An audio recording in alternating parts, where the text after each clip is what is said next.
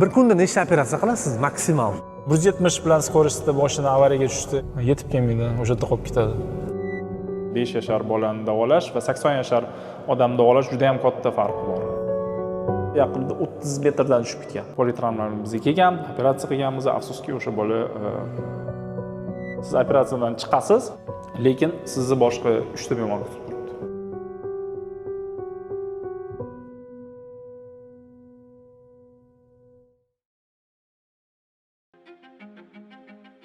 Assalomu alaykum. Biz bugun Frankfurt shahridamiz. Vatandoshlar jamoat fondi bilan birgalikda tayyorlanayotgan yo'lovchi ko'rsatuvimizning bugungi mehmoni Frankfurtlik Banklar shahrida faoliyat olib borayotgan vatandoshimiz o'zbek neyroxirurgi Bekzod Uliyev. Frankfurt nafaqat Germaniyaning, balki Yevropaning ham eng qimmat va eng boy shaharlardan biri hisoblanadi. Bu yerda vatandoshlarimiz tibbiyot, IT, qurilish, mehmonxona sohalarida faoliyat olib borishadi. Biz hozir Frankfurtning Yevropa Alley deb nomlangan eng qimmat ko'chalardan birida turibmiz. Bu yerda juda ham baland-baland binolar va biznes sentrlar joylashgan. Bizning hamyurtimiz ham aynan mana shu ko'chalardan birida o'z oilalari bilan yashaydilar. Uliyevlar familiyasi. Tibbiyot olami juda ham yaxshi tanishadi deyshadi O'zbekistonda bu familiyani. Nima bog'liqligingiz bor bu familiya bilan?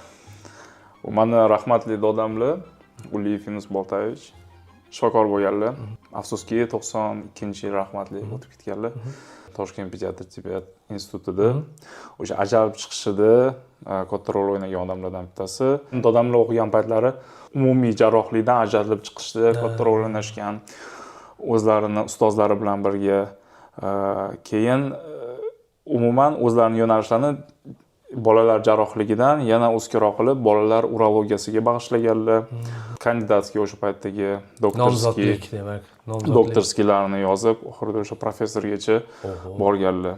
Men endi nevara bo'lib, birinchi o'sha shifokorlikni davom ettirgan. Bu klassik savol. Nimaga o'zbek shifokorlari Germaniyada doimo BMW olishga harakat qilishadi? Buni bir sababi bormi? Men nechta o'zbek shifokor bilan gaplashgan bo'lsam, deyarli hammasida BMW bor. Endi bu savolga rostdan chuqur o'ylab ko'rsangiz ham, statistik ma'lumotlarni ham tekshirsangiz ham baribir javob topa olmaysiz bunga. Nimaga BMW olishadi? Shunaqa rostdan ko'pchilik rostdan shifokorlar BMW haydashadi O'zbekistonda. Birinchi mashinam ham BMW edi. Tanlab aniq olganman-da, hammasini haydab ko'rganman. Kelgandan keyin baribir Germaniyada bo'lsa, nemetskiy mashina haydash kerak deganman. Hamma o'zini o'sha Mercedes, Audi, BMW hammasini shu 3 ta konkurentda bir-biriga. Hammasini o'zining klassi bor. O'tirib, haydab ko'rganman. Keyin eng to'g'ri kelgani BMW bo'lgan. Birinchi o'rinda masalan shaharga u bu narsaga borishga, aylanishga chiqsak ham mashinaga ko'pincha chiqmaymiz. Metro olamiz, chunki parkovka birinchidan topish qiyin bo'ladi shahar ichida, ikkinchidan keyin topganingizdan keyin qimmat shaharda bilasiz. Ichkarida где-то soatiga kamida 4 yevrodan to'lash to'g'ri. Parkovkani o'zi ancha pulli. Tursangiz kamida 12 yevro to'lab keladi o'shaning uchun. Lekin bu savolga javob bermasam bo'lmaydi. BMWdagi maksimal tezligingiz? Bundami? Ha. 210 mi? 210. Oshirmadingiz. Yo'q. O'sha jarohatlar ko'zingizdan o'tgan shekilli.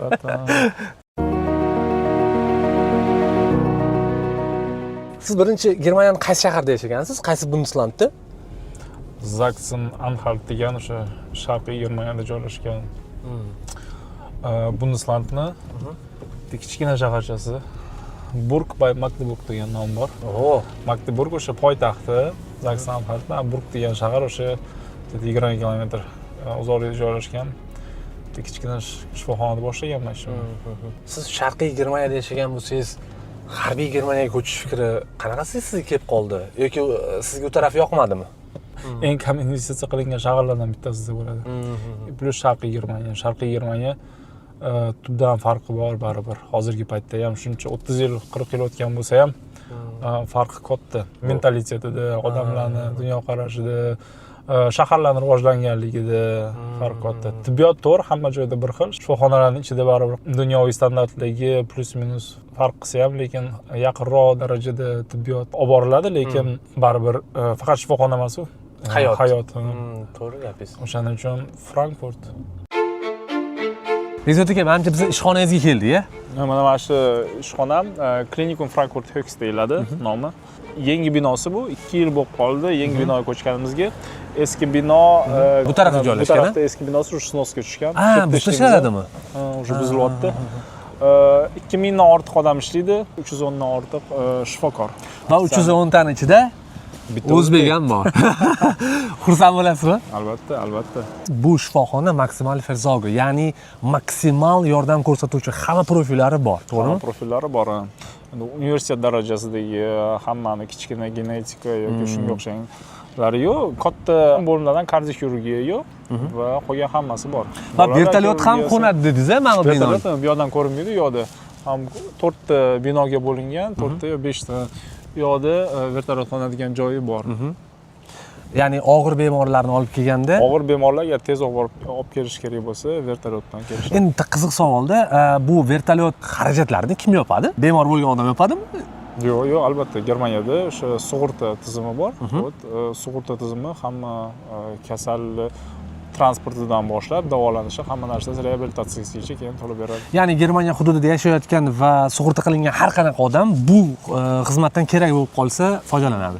Shunaqa desa bo'ladi. 4 yil oldin bo'lgan narsa va ana o'shanda bir shaxsi aniq bo'lmagan insonni olib kelishgan va uni biz shoshilinchlarimizda davolaganmiz, operatsiya bo'lgan. Va keyinchalik aniq bo'lganki, uning hech qanaqa grajdanstvasi ham, bu yerda yashashga ruxsati ham bo'lmagan Germaniyada. Undan keyin uni hamma narsasi byurokratik tayyor bo'lguncha где-то почти 1 yil ketgan shekilli. 1 yil bu davolanib yuravergan. Qancha pul ishlatilgan ekan qizi? 1,5 milliondan ko'p ketgan. 1,5 million yevroda. Oho. Qiziqarli narsa, pul haqida biz bilmaymiz, chunki bu yerda shifo qancha turadi, biz operatsiyalar necha pul turishini ham biz bilmaymiz, chunki biz faqat davolash bilan shug'ullanamiz. Orqada o'sha maxsus otdel bo'limlar bor. Buxgalteriya bo'limlari. Buxgalteriyaga o'xshagan shu hisoblashadi, necha pul ketadi, qancha ketadi, necha pul bo'ladi, kassaga o'sha chiqaziladigan pullar. Qaysi tarafga qarab yuramiz endi? Yo'q. Ketdik.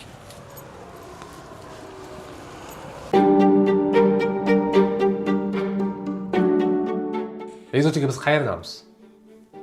Ishxonamizda, bizning shu kabinetda, ishxonada hamma narsani ko'rsatish bilasiz mumkin emas. Datenschutz degan tushuncha bor Germaniyada. O'shaning uchun tем более biz shifoxonada bemorlarni informatsiyasi juda ham qattiq qo'riqlanadi. Ko'rsatish hisobiga даже ishdan ham ketish mumkin. Faqat ishdan ketish mumkin. Даже jinoiy javobgarlik ham tortish mumkin. Oho, bu shunchalik jiddiymi? Albatta, o'shaning uchun ham bizda sal tushunmovchilik bo'ladi. O'zbek talabalar ichida nimaga bizga operatsiyalarni ko'rsatmaysiz, nimaga bemorlarni ko'rsatmaysiz dedi. Chunki juda ham himoya qilinadigan informatsiya hisoblanadi. Endi tabiiy savol tug'iladi. Aynan nimadan himoya qilishadi? Masalan, aytaylik, o'sha ma'lumotlar ko'rinib qoldi, kimdirning yuzi tushib qoldi deylik. Bu nima xavf tug'dirishi mumkin? Baribir aytish mumkin, meni xohishimsiz meni videoga olding, men balkim xohlamasdim, meni kasalligimni kimdir bilishi, men o'shaning uchun bu juda ham yomon narsa.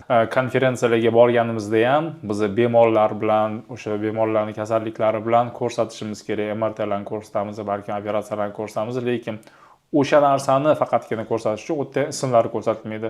Maksimum ko'rsatadigan initsiallari bo'ladi, 2 ta harf va yoshi va erkak ayolligi, chunki bu muhim. MRT yoki boshqani ko'rsatgan baribir tushunib bo'lmaydi kimligini, to'g'rimi? Ichida hamma bir xil. O'shaning uchun unda ham bemordan roziligini olib, 2-3 ta qog'ozga qo'l qo'ydirilgan bo'lishi kerak. Men o'sha haqida, u ilmiy darajada gapiryapman. Bu ijtimoiy tarmoqlarga chiqazish, ular haqida gapirish, ularning informatsiyalarini aytib berish, bu umuman aqlga ham, mantiqqa ham to'g'ri kelmaydi. Frankfurt nimasi bilan sizni o'ziga qaytib chaqirib olaveradi? Masalan, megapolislar ham ko'pda Germaniyada. Berlinda yashaganman, 6 oy o'sha til o'rganganman o'sha yerda, Berlinda yashaganman. Endi Berlin baribir bilmadim. Menga umuman to'g'ri kelmagan, to'g'risi. Juda ham odam ko'p, juda ham har xil tushunchalarga ega bo'lgan odamlar ko'p o'tdi. O'zim hali Gamburgda bo'lmaganman. Lekin shimoliy shahar. Shimolli havosi yoqmaydi. Sovuq. Suv yonida joylashgan bo'lgan hisobiga ham yozda ham havo unaqa yaxshi bo'lmaydi. Frankfurt joylashishi ham zo'r. Hamma joylar shu Frankfurtdan turib, xohlasangiz mashinangizda ham nafaqat Germaniyaning boshqa taraflariga yoki boshqa Yevropa davlatlariga ham, Parijga ham mashinada borishingiz bo'ladi, xohlasangiz Niderlandiyaga ham mashinada borishingiz bo'ladi, Shvetsariyaga ham mashinada borishingiz bo'ladi. Yaqinda aytmoqchiman, относительно yaqin. 3-4 soatda уже boshqa davlatga yetib borasiz. Ya'ni geografik joylashuv demoqchisiz. Plus aeroporti, Frankfurt aeroporti o'sha Germaniyadagi vaqtida dunyodagi eng katta eng ko'p sonli reyslarni qabul qilgan aeroport.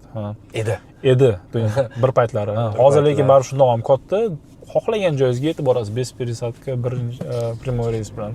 Shu jumladan ham O'zbekiston hali ham primoy reysi Frankfurtga. Ba'zida München bor menimcha, lekin hamma emas. Hozir Münchenga ham, Berlinga ham o'sha O'zbekiston bilan havo aloqalari o'rnatilgan. Uchta shaharga ham to'g'ridan-to'g'ri reyslar amalga oshiriladi. Oldin to'g'ri asosiy oqim Frankfurt orqali kelib, keyin bu yerdan ketishardi boshqa shaharlarga.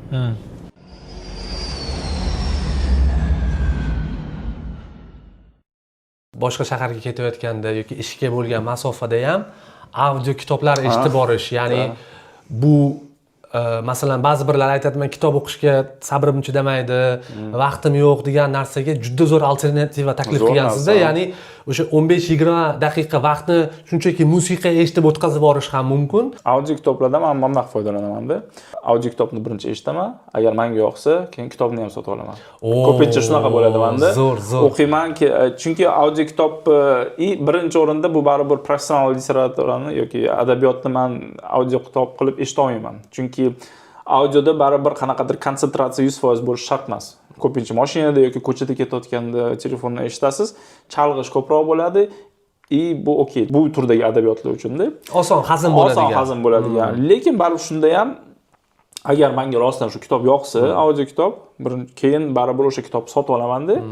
Keyin qog'ozda o'qiyman. Ko'pincha qaytarib ko'raman, ichida rostdan bitta joylarini o'zimga saqlab qolish uchun. Yo'lda o'tkazadigan vaqtingizni hisoblaydigan bo'lsak, o'rtacha daqiqa hisobidan ayta olasizmi? Mana bir kun, yarim soat 40 minut. Bir kunda. Ishga, uyga. Endi bu hozir kimdir ko'rib turgan bo'lsa, kamdagi eshitilishi mumkin, lekin buni stabil ravishda amalga oshirsa, bu 1 yilda ancha katta sonlar kelib chiqadi va ancha katta yutuq bo'ladi bu. Xuddi shu fikrda ham bo'lganman-da, chunki yarim soatda ko'pincha audio kitoblarni davomiyligi yaxshi kitoblar 6 soat bo'lishi mumkin. Kattaroq kitoblar bo'lsa 12 soat bo'lishi mumkin. Endi faqatgina oddiy algoritm bo'lib, matematika bo'lib chiqsangiz, kuniga yarim soat o'sha kitobni o'qisangiz, 2 haftada, 1 haftada bitta kitobni audiosini tugatib qo'yasiz. Oho.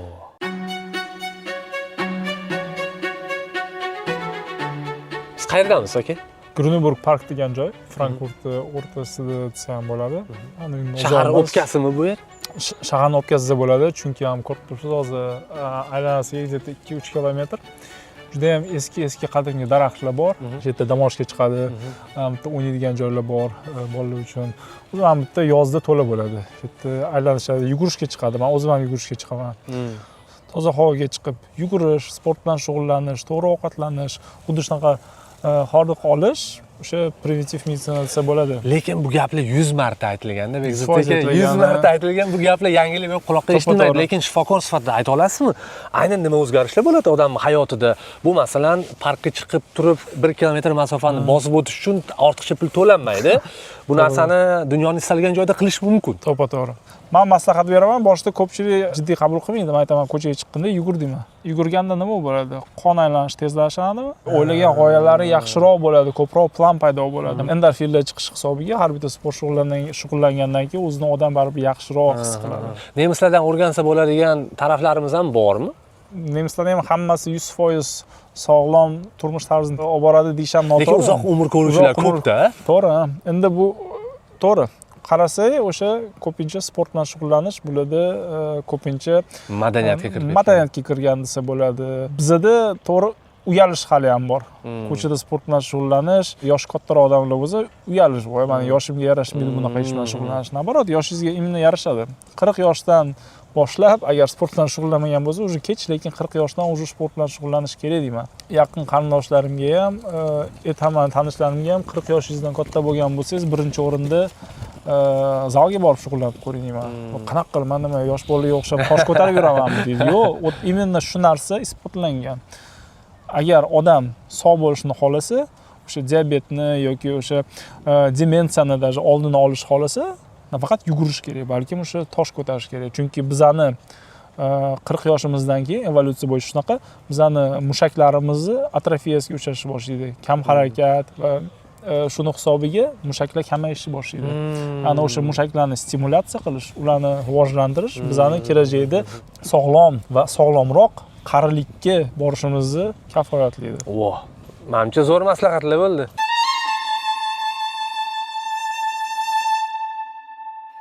Ayolingiz ham shu shaharda ishlaydi. Ha, O'zi bu qanaqa tandem? Shifokor va iqtisodchi. yaxshi tanlab.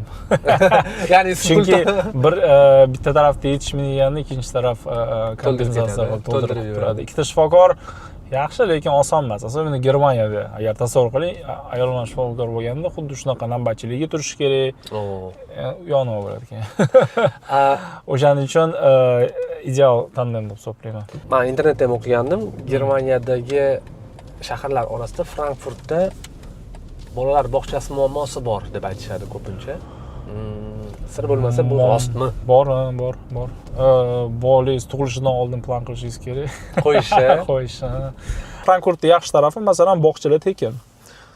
Frankfurtni shaharning ichida, agar Frankfurt shahar o'zingiz ham shu yerda registratsiya qilib yashasangiz, bog'cha tekin. Faqatgina o'sha ovqatiga, boshqa narsasiga berasiz, lekin boshqa bundeslandlarda bilaman, pullik to'lashingiz kerak. Masalan, men yashaydigan shaharda qizim uchun bog'chaga borgan paytida oyida 400, adashmasam 420 euro to'lardik. O'sha ovqatlari bilan qo'shib hisoblaganda. 1 yoshda bolangizni bersangiz, 2 yoshigacha bo'lganda pul to'laysiz oyiga. Biz ham почти 600 euroga yaqin pul to'lagan.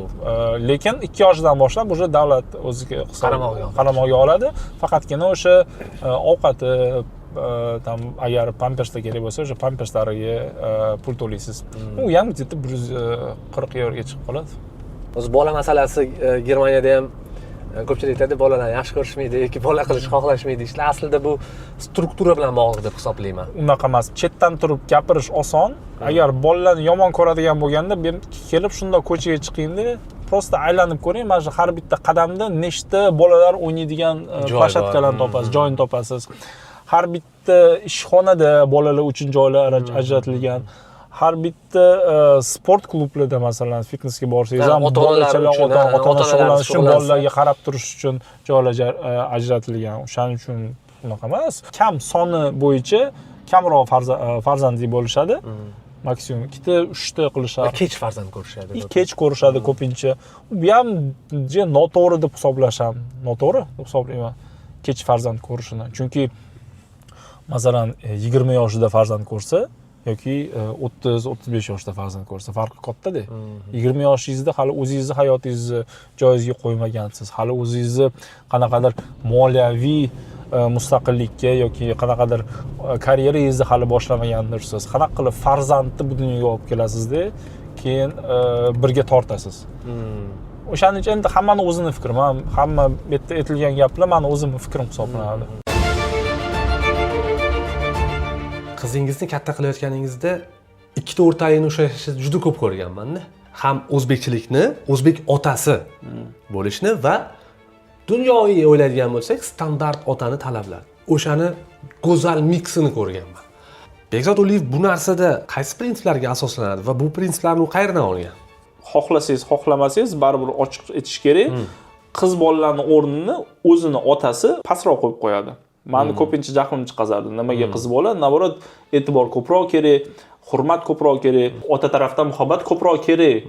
Chunki o'g'il bola shundoq ham. O'g'il bola tug'ilgani uchun уже 50% narsaga erishib qo'ydi. Ko'pchilik davlatlarda-da, to'g'risi.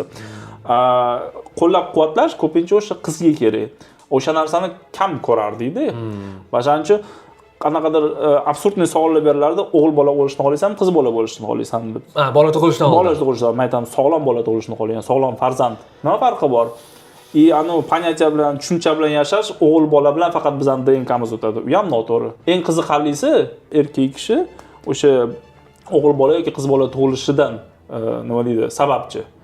Chunki erkak kishidagi o'sha Y xromosoma o'tadi. Germaniyada shunaqa hobbi turlari bor ekan. Stressni davolash uchun avtobanga chiqib turib, katta tezlikda harakatlanish, ya'ni chegaralanmagan. Yaxshi stress emas. Sog'liqqa zarar desam bo'ladi. Chunki biz aytaman, maksimal fizologiyada ishlaymiz. Bizga har doim politravmalar keladi, avtobandan o'sha avariyalar keladi. Har doim kelganda ma'lumot berishayotganda ma'lumotlardan biri har doim mashinaning tezligi bo'ladi. Rasmini ko'rsatishadi, qanaqa ahvoldaligini. Odamning o'sha travmasiga bo'lgan effektini sal tushunishimiz uchun bilvosita bo'lsa ham. Emasga bitta narsa aytaman, hech qachon 160 dan baland bo'lgan skorost hali biz eshitmaganmiz politravmada. Nimaga deb o'ylaysiz? Masalan 170 bilan skorostda mashina avariyaga tushdi yoki 180, 200 deganlarni hali eshitmaganmiz. Nimaga deb o'ylaysiz? Sog' qolganimi? Yetib kelmaydi, o'sha yerda qolib ketadi. Chunki qanaqa mashinangiz bo'lishidan qat'iy nazar 170, 180, 200 da agar avariyaga tushsangiz tirik qolish foizi kam. O'shaning uchun u yaxshi emas, unaqa stress chiqarish. Undan ko'ra sportga bor. Og'ir tosh ko'tar. Ana sizlarga fikr. Boramiz, bizada katta shifoxona bo'lgani uchun 100% politravmali, o'sha eng og'ir darajadagi politravmalar ham bizga olib kelishadi. Masalan, neyroxirurgiyada bizda bitta ko'rganimiz yaqinda 30 metrdan tushib ketgan. 30 metrdan ko'pchilik tirik qolmaydi, u tirik qolgan. Lekin tirik qolganda ham uje uni sog' joyi bo'lmaganda, oyog'i uzilgan, boshi ochilgan, miya tashqariga chiqib turibdi.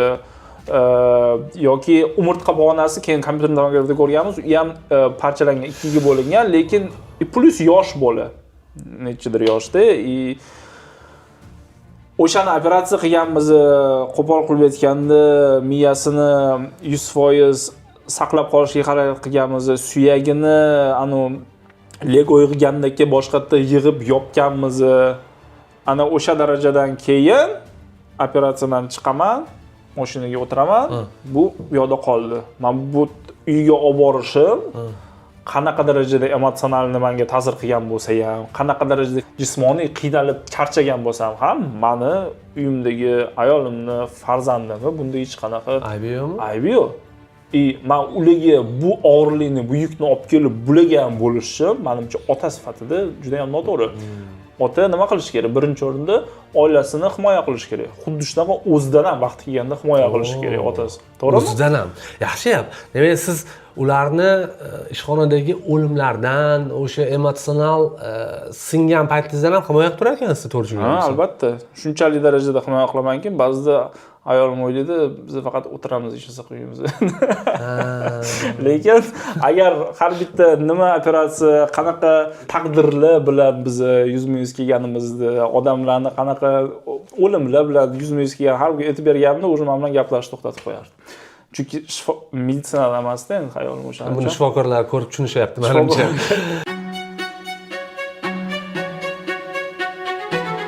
Bu yerda qancha yotoq xonalari bor? 800 ta koyka bor. Katta shifoxona hisoblanadi.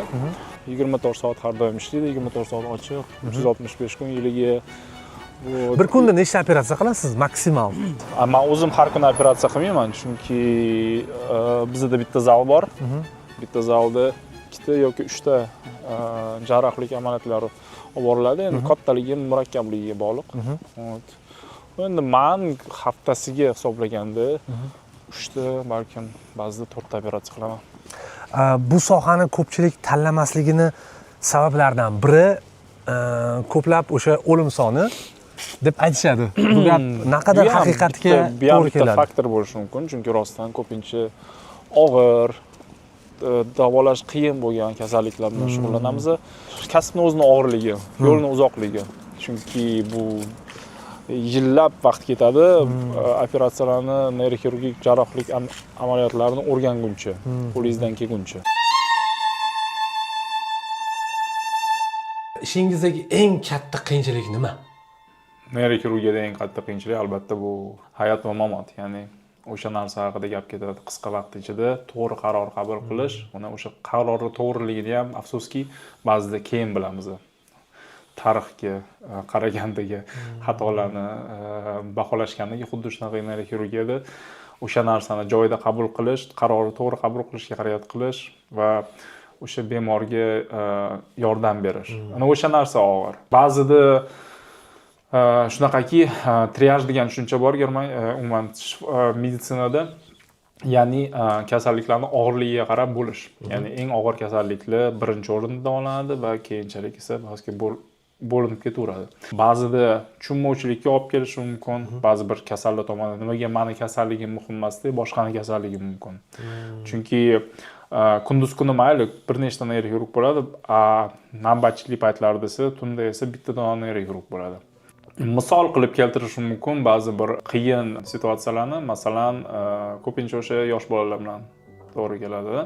5 yashar bolani davolash va 80 yashar odamni davolash juda ham katta farq bor. Bu o'sha yuki, ya'ni o'sha bolani hali uzoq umr ko'rish kerakligi, o'sha vaqt kamligi. Yosh bolalarda bizda vaqt bizga qarshi vaqt 2 barobar, 3 barobar tezroq ishlaydi. O'zingizda savol tug'iladi. Masalan, shoshilinch bolalar kelganda politrauma bilan ko'pincha bolani aybi yo'q. 5 yashar bola, masalan, bir marta 2 yashar bolacha, qizcha kichkinada. Hamma narsa to'g'ri qilingan. Bolalarni avariya bo'lganda orqada o'tirgan, hamma narsa to'g'ri qilingan. Ota-onasi ham maxsus o'rindiq olgan, hamma narsasini qilgan, lekin baribir o'sha avariya bo'lgan paytida o'sha bolani lat yegan. Tezligi aniq to'g'risi esimda yo'q, avtobanda bo'lgan narsa, bu degani kamida 120-130 bo'lganda. Mashina ham yaxshi bo'lgan, lekin baribir shu bola shu avtokatastrofadan yaxshi chiqmagan. Politraumlar bizga kelgan, operatsiya qilganmiz, afsuski o'sha bola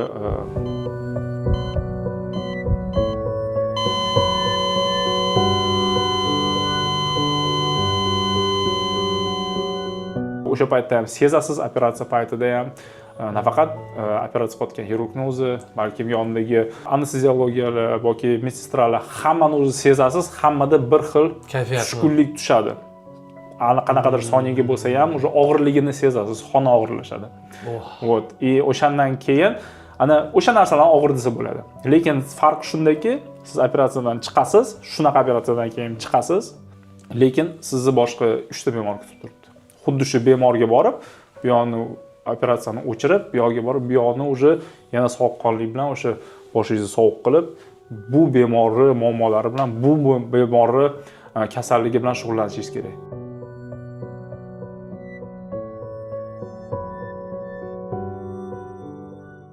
Shifokorlar har qanday xalqning intellektual yuzi hisoblanadi degan chiroyli gap bo'ldi. Shunaqada endi sog'lom jamiyatda baribir shifokorligi, o'qituvchiligi xalq yaxshi qarash kerak. Ruschada bitta gap bor-ku. Etiksiz etik do'st. Xuddi shunaqa. Ya'ni o'zingiz shifokormisiz? Bu degani o'zingiz ham sog'lom bo'lishingiz kerak. Hamma qorin bilan semirib ketgan o'tirib sizga siz to'g'ri ovqatlanishingiz kerak, o'zingizga qarashingiz kerak, sport bilan shug'ullanishingiz kerak esa qanchalik ishonarli bo'ladi, qanchalik o'zingizga olasiz. Boshqa tarafdan o'ziga qaragan, sport bilan o'zi ham xuddi shunaqa muntazam shug'ullanadigan inson sizga shu maslahatni bersa, tavsiya qilsa, albatta shuni yaxshiroq olasiz. Chunki bu ham bitta reklama-da. Biz shifokorlar sog'liqni reklama qilishimiz kerak. Zo'r gap bo'ldi. Endi chunki shunaqada sog'lom jamiyatda odamlar namunani mana bu TikTokerlar yoki o'shani kameraga chiqib qolib o'ynab sakraydigan odamlardan emasda, balkim o'sha intellektuallardan, ya'ni shifokorlar, o'qituvchilar, ana shoirlar, ana o'sha odamlardan namuna olish kerak, olimlar, ana o'shalardan namuna olish kerak, o'shalarga tenglashish kerak. Ana o'shandagina menimcha sog'lom jamiyat qursa bo'ladi. Qo'lingizda odam jon beryapti. Masalan, 3 daqiqadan keyin u bu hayotni tark etadi va yaqinlari bilan qaytib ko'rishmaydi. Nimalar o'tadi ichingizdan o'sha paytda? Bolachani balkim kelajakda uzoq umr kutgandir. Ota-onani hayoti hech qachon joyiga qaytmaydi, to'g'rimi? O'sha narsani tushunasiz albatta. Lekin qanaqa ishlasa bo'ladi, bilmayman, qanaqadir formula yo'q uni ustida ishlashga. Faqatgina sal tushunishga harakat qilasiz. Tushunishga ham harakat qilib tushunib bo'lmaydi. Oxirida tushunib yeta olmaysiz. Nima sabablar, qanaqa qonunlar bo'yicha, nimaga qaysi qoidalar bo'yicha bu narsa bo'ldi, nimaga mana shu bola ketdi deb tushunishga harakat qilish foydasi yo'q, chunki baribir tushunmaysiz. Insoniyatning aqli ojiz. Insoniyatning aqli ojiz. Nimaga endi xuddi men aytgandek chiqqandan keyin boshqa davom ettirasizmi? Xuddi o'sha narsa bu hayotdan bo'lgan narsa-da. Operatsiyadan chiqdi, yana o'ziga operatsiya bo'layotgan paytda уже yana oxirida telefon qilishdi. Pastda yana bitta level 1 og'ir darajadagi politrauma kelgandi. Men tushib ketdim, kollegam qoldi, men tushib ketdim. Keyin anesteziolog o'sha operatsiyondagi ikkinchi anesteziolog ham pastga tushib ketdi. U bemorga yordam beryapmiz-da, siz aytganingizdek bir-birimizni qanaqa tushunamiz.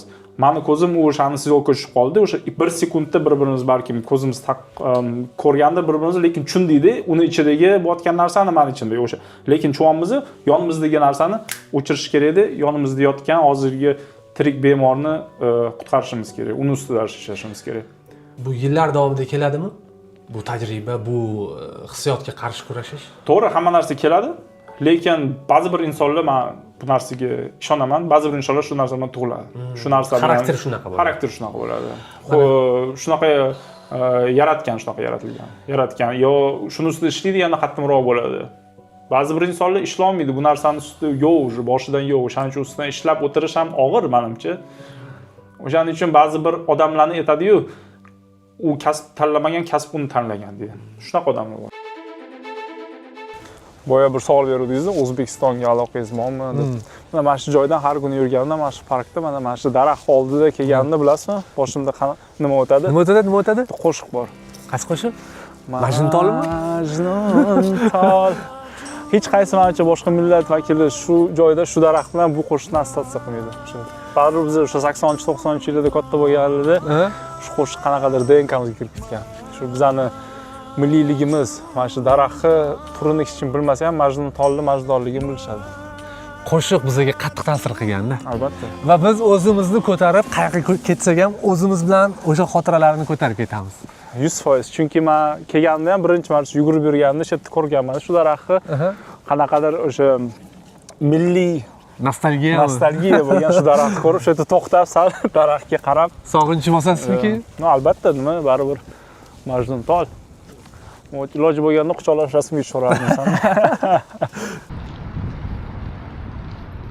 Ishxonangizda qaysi millat vakillari bilan birga ishlaysiz? O'zbek bor, keyin turk bor, afg'onistonlik bor, ayol, yana bitta keyin kurd bor, palestinalik arab bor, suriyalik arab bor va nemis bor. Demak, har xil millatlar yig'ilgan. Albatta. Suhbatida nemis tili. Suhbat nemis tili, albatta. Nemis tilida bo'lishi shart. Ba'zida agar masalan bemorlar nemis tilini gapirmaydigan bemorlar ham uchrab qoladi, unda albatta ularni o'sha ona tilida gapirishga harakat qilamiz. Ularni ona tilisida gapirishadi. Ularni ona tilisida. Bizani bo'lim yana shunaqaki, multikultural bo'lgani uchun boshqa bo'limlardan farqi bizga juda ham kam tarjimon kerak bo'ladi, chunki juda ham ko'p tillarni biladigan odamlar joylashgan. Ijara masalasi qanaqa bu yerda? Biz yashaydigan mahallada o'rtacha, menimcha, hisobda 2000 yevro bo'lsa kerak. Necha xonali uylar uchun bu? 3 xonali, 4 xonali uylar uchun. O, 2000 ancha. Oila uchun-da. Buning ichiga avtomobil turargohi ham kiradimi ichiga? Ha, kiradi. 2000. No, turargoh ham где-то 120 yevro turadi shekilli o'zi ham. U ham qimmat ekan. Biz hozir ertalab Frankfurtga kelganimizda juda ham ko'p velosipedlarni ko'ryapmiz. Hamma joyda velosiped haydab o'tishyapti. Deyarli yo'lning ikki tomonidan velosiped yuryapti. Endi menimcha bu megapolislarning asosiy belgilaridan biri. Lekin men bitta statistikani o'qiganim, agar xato bo'lmasa, har bir oilaga ikkitadan velosiped to'g'ri kelar ekan Germaniyada. Kamida. Bizda 3 ta. Bizda 4 ta. Biz o'zimiz oilaviy 4 tamiz. Yaqindagina ikkinchi farzandli bo'ldim, lekin bizda 4 ta velosiped bor. Oldingi ishxonamda, birinchi ishxonamda velosipedda borardim, chunki ishxonam uzoq emas, 2 kilometr. Shunda ham mashina olish umuman kerak emas edi. O'sha ko'chada yashardim, ishxonam joylashgan ko'chada. Shuni hisobiga velosipedda, lekin alishtirishim kerak.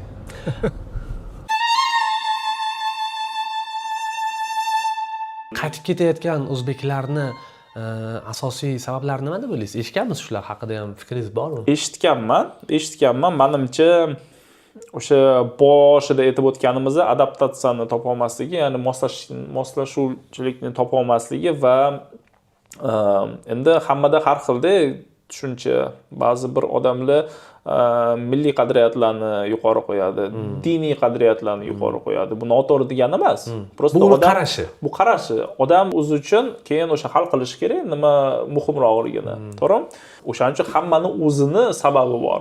Uni noto'g'ri deyish, uni muhokama qilish, kuchi yetmabdi deyish, uni noto'g'ri.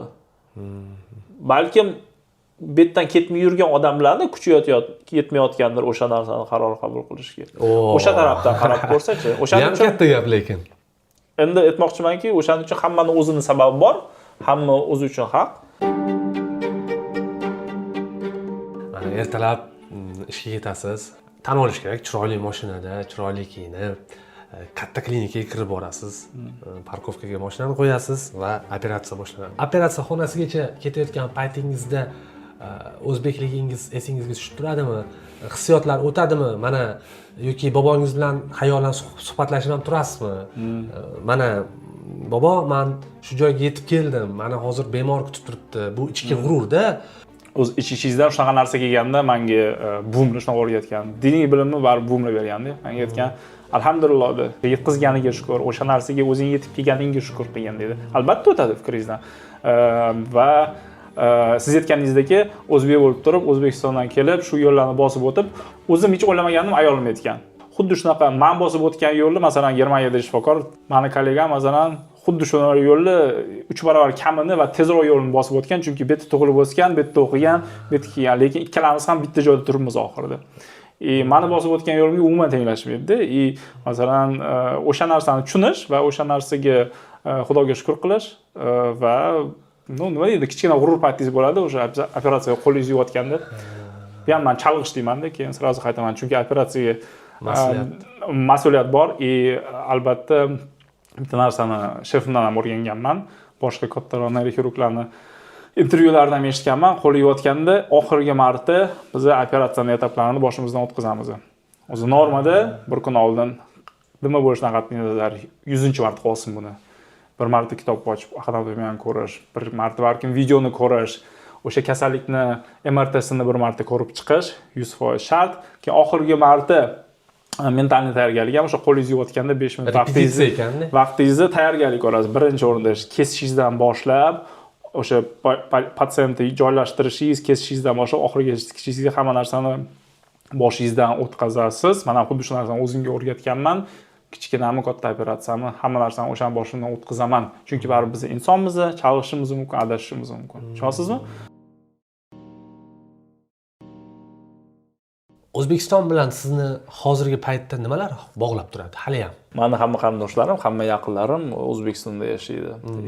Tez borib turasizmi?